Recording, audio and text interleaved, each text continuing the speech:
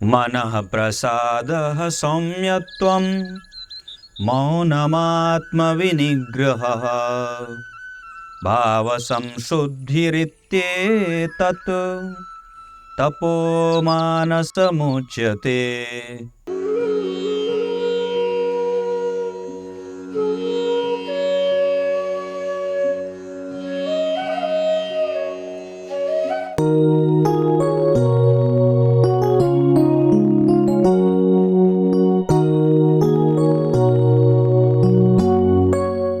प्रिय दर्शकों नमस्कार। एक बार फिर से उपस्थित हूं आप सबके सामने सोमवार के कार्यक्रम में। पिता के कारक होते हैं सूर्य, और वो जहां बैठे हैं वहां से 10 घर आगे के प्रभावों को लेकर के और उस भाव के फलादेश को लेकर के उपस्थित हूं। कहीं नहीं जाना है, बिल्कुल बन के रहिएगा। कार्यक्रम के आरंभ में बोले गए गीता जी की श्लोक का अर्थ भी बताने वाला हूं। ये कार्यक्रम आपको आपकी कुंडली में, लग्न कुंडली में ये सूत्र देखना है। एक बड़ा अच्छा श्लोक है, लिखा है आदित्याद दशमे पापः दशमाधिपः पीड़ितः तदा पितु महत्कष्टम निधनम वेत्ति कीर्तिमम। यदि सूर्य जहां बैठे हैं वहां से 10वें घर में, मान लीजिए सूर्य आपकी कुंडली में जहां भी बैठे हैं वहां से 10 घर आगे, एक मान लीजिए सूर्य दशम स्थान में बैठे या जहां कहीं भी आपकी कुंडली में बैठे हैं, ये छोटा नहीं बहुत विस्तार का है कार्यक्रम, क्योंकि सूर्य एकमात्र ऐसे ग्रह हैं जो ग्रहों के राजा हैं और उनके ऊपर बहुत सारी चीजों का आभार होता है। वो भारित होते हैं और हमें भी भारी बनाते हैं, गंभीर। वो चिंतन, वो आपका स्वास्थ्य, आयु, आपके अंदर का उद्वेग, साहस, बल, पराक्रम, धैर्य, बुद्धिमान, निरोगी काया, नेत्र की ज्योति, आपका प्रतिष्ठित होना, राजसिक सुख भोगना, भूमि भवन वाहन और मर्यादा से युक्त होकर के रहना, सर्वगुण संपन्न बनाने में आपको वो बड़ी महत्ता होती है उनकी। तो सूर्य जहां कहीं भी आपकी कुंडली में बैठे हैं ये पिता के कारक होते हैं, पिता के कारक होते हैं। और अगर सूर्य कुंडली में कमजोर होगा या दशम स्थान कमजोर है नैसर्गिक रूप से, सूर्य जहां बैठे हैं वहां से 10 स्थान अगला भाव, सूर्य जहां आपकी कुंडली में बैठे हैं वहां से 10 घर आगे गिनने पर जो भी भाव बने, उस भाव के अधिपति अगर उच्चस्थ होकर के बैठे हैं या अपने मित्र की राशि में बैठे हैं या अपने ही राशि में बैठे हैं या किसी शुभ ग्रह से दृष्ट हैं, मान लीजिए सूर्य आपकी कुंडली में बैठ गए यहां और यहां से 10 घर आगे गिनना होगा, तो 1 2 3 4 5 6 7 8 9 10। अगर यहां पे इस भाव में जो अंक लिखा है इस भाव के अधिपति यहीं बैठे हों और किसी शुभ ग्रह से देखे जा रहे हों, या यहां जहां वो बैठे हैं इस भाव के अधिपति अपने मित्र की राशि में बैठे हों या मित्र के संग बैठे हों या मित्र से दृष्ट हो या इस भाव पे किसी भी शुभ ग्रह की दृष्टि के अतिरिक्त कोई पाप ग्रह ना देखता हो, तो व्यक्ति के पास धन, मान, पद, प्रतिष्ठा, ज्ञान, गुण, संपन्नता, निरोगी काया, श्रेष्ठ कर्म, उचित पराक्रम करना और गंभीर बनाने के साथ साथ उसको सर्वोत्तम तरीके से उसके पिता की आयु की वृद्धि करने वाले होते हैं। आपको एक बड़ी अच्छी बात बताता हूं। आजकल की जो स्थिति है, जिस परिवेश में मैं और आप रह रहे हैं, यहां पे देर से सोने को लोग आजकल फैशन मानते हैं और आधुनिक मानते हैं कि देर से सोया और देर तक जगा। कई बार लोग इसको पढ़ाई के संग जोड़ देते हैं कि पढ़ाई करता है इस वजह से उसे रात भर जागना और दिन में देर तक सोने की आदत हो गई है।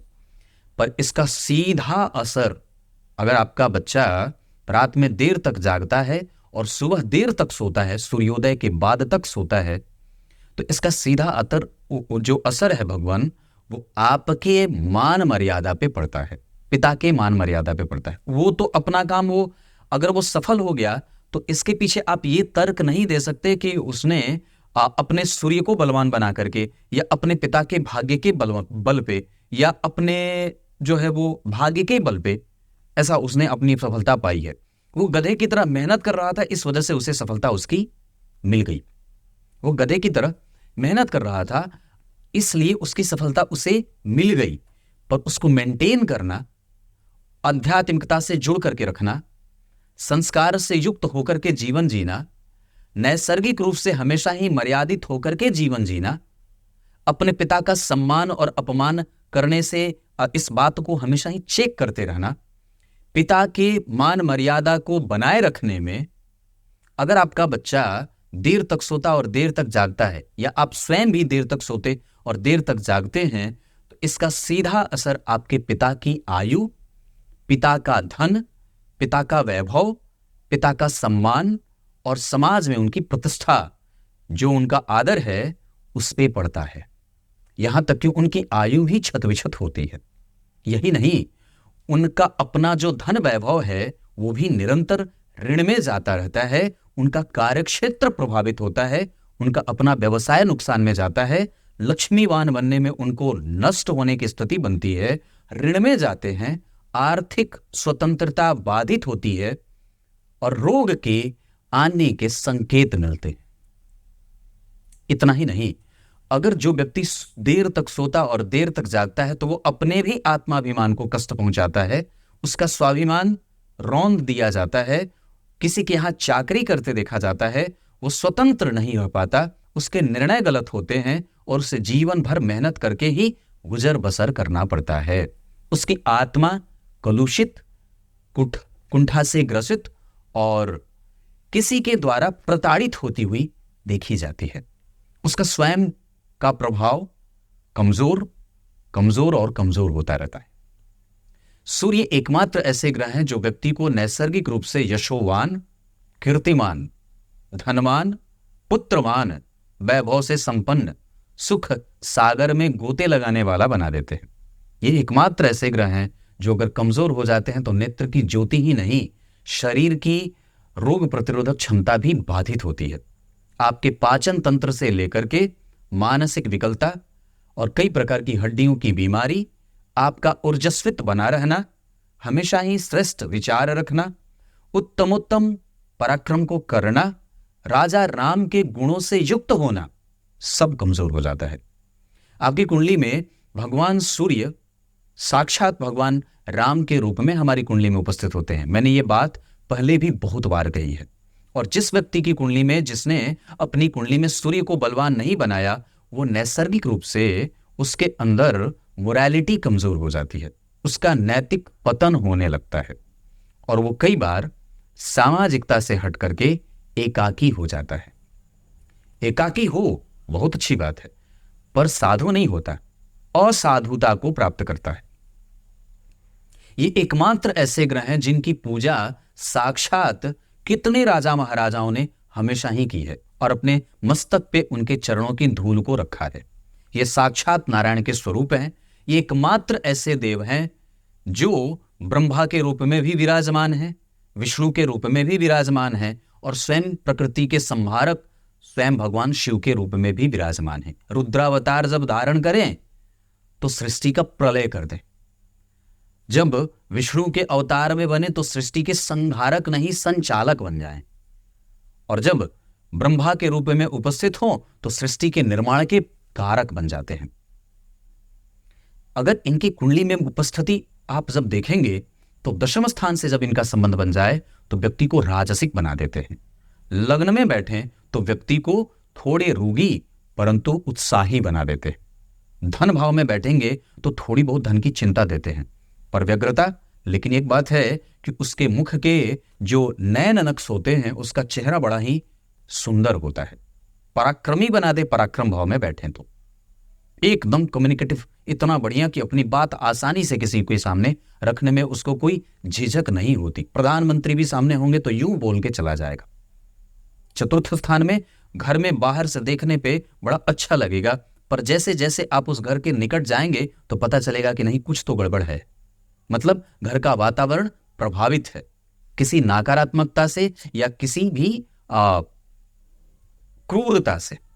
पंचम भाव में व्यक्ति को संतान से थोड़ा कष्ट होता है, पर ये निश्चित रूप से व्यक्ति को एजुकेटिव बनाते हैं और संपत्ति से युक्त बनाते हैं, छठवें भाव में साहसी, सातवें भाव में पत्नी से दुख, आठवें भाव में नैतिक पतन, नवम भाव में धर्मात्मा पर भाई से कष्ट, दशम स्थान में राजा से सुख, राजा से पुरस्कार, एकादशवें भाव में सभी गुणों का आदर लेकिन थोड़े से प्रेम में कमी मिल जाती है, और 12वें भाव में नेत्र की बीमारी और पेट की समस्या के साथ साथ कई बार व्यक्ति को आध्यात्मिक चिंतन देने वाला बना देते हैं।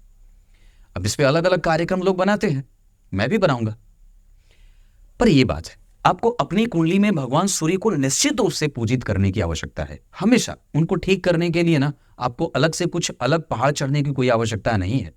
एकमात्र ऐसे देवता जिनका रथ आज तक रुका नहीं है, निश्चित समय पर उपस्थित हो जाते हैं और धरा को हरा भरा कर देते हैं। समुद्र से जल को खींचा, अपना उसने रासायनिक प्रक्रम जोड़ा और बारिश के रूप में फिर से हमें अनुग्रहित कर दिया। इनके कारण ही परिस्थितिकी तंत्र बिल्कुल ही नियमावली में बंधी रहती है। सोच के देखिए, आज अगर हमारे यहाँ बाढ़ है, सुखाड़ है, विभिन्न प्रकार के पारिस्थितिकी घटनाएं जो बिल्कुल ही मानव के विपरीत जा रही हैं, उसके पीछे का कारण बताऊं? आध्यात्मिक कारण यह कहता है कि किसी भी देश के नागरिक, ध्यान से समझिए ग्रंथ की बात है, किसी भी देश के नागरिक अगर भगवान सूर्य को अर्घ और उनके प्रति आभार व्यक्त नहीं करेंगे, उस देश का पर्यावरण प्रदूषित और प्रकोपित होता है और वहां बाढ़ और सुखाड़ जैसी घटनाएं आए दिन बनी रहती है। ये बहुत गहरी बात है। हम और आपने मिलकर के सूर्य को जो नष्ट प्रायः करने की ठान रखी है, उसके पीछे के प्रधान कारणों में से एक है कि हमने सूर्य के प्रति अपना आभार व्यक्त करना बंद कर दिया। और वह आभार क्या था? भगवान सूर्य को अर्घ। भगवान सूर्य को अर्घ देने से वो हमारे द्वारा दिया गया प्रणाम वो स्वीकार कर लेते हैं और खुद को खुश करके हमें आशीर्वाद देते हैं, अभिषिक्त करते हैं। राजा है वो। मैंने पहले भी बात कही है कि सूर्य आपकी कुंडली में राजा राम के रूप में उपस्थित होते हैं। जिस व्यक्ति की कुंडली में सूर्य तत्व कमजोर होगा, वो रोगी, काया वाला, हमेशा ही कष्ट को प्राप्त रहने वाला, दुखी आत्मा वाला, हड्डियों से बीमार, पाचन तंत्र कमजोर, रोग प्रतिरोधक क्षमता बिल्कुल ही नल एंड वॉइड और कमजोर बुद्धि का होता है। उसके अंदर की आत्मा एकदम मृत्यु को प्राप्त कर जाती है। तो सोच के देखिए, हम और आप कभी क्रोध में होते हैं तो क्या कहते हैं? आत्मा मर गई है तुम्हारी, है ना? तो वो इसी वजह से है। जो व्यक्ति बिल्कुल ही मजबूत है, एकदम इच्छा से युक्त है, जिसके अंदर का पराक्रम किसी भी मेहनत को करने के लिए एकदम आगे है, और कोई भी सामने से प्रश्न दे दो, उत्तर देने के लिए वो बिल्कुल छटपटाया हुआ है और अपने आप को संतुलित करता है। सूर्य संतुलन के कारक होते हैं। आत्म संतुलन जहां भी वो रहे एकदम बिल्कुल मजबूती से बना रहे। राजा क्या करता है? संतुलन बना करके रखता है। प्रत्येक चीज को संतुलित करके जो रखे वही राजा है। हमारे शरीर में हमारा मन हमारे शरीर का राजा होता है। अगर हम उसके विपक्ष में हो जाएं और उसके पक्ष में हो जाएं तो ये शरीर कमजोर हो जाए, वो पहचान ही ना पाए कि मुझे क्या खाना है और क्या नहीं खाना है। ये स्थिति सूर्य की होती है। जिस व्यक्ति की कुंडली में सूर्य मजबूत है, उसको कभी भी किसी के सामने गिड़गिड़ाने की आवश्यकता नहीं पड़ती।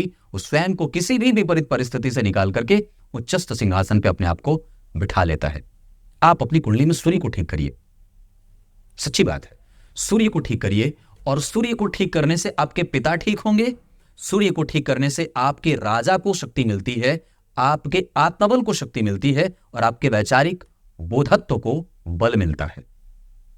अब आइए गीता जी के श्लोक का अर्थ बता देता हूं। गीता जी के 17वें अध्याय के 16वें श्लोक में भगवान ने बात कही है, मन की शुद्धता या मन का तप किसे कहते हैं?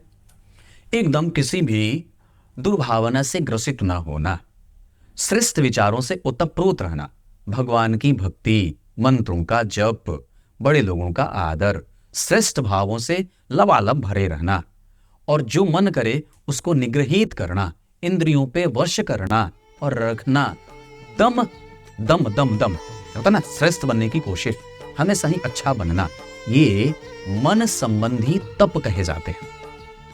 क्लियर है? कुछ इसी तरीके से आज के कार्यक्रम का समापन करते हैं। तब तक के लिए इजाजत दीजिए। कल एक बार फिर से उपस्थित होंगे आप सबके सामने। तब तक के लिए बहुत बहुत नमस्कार।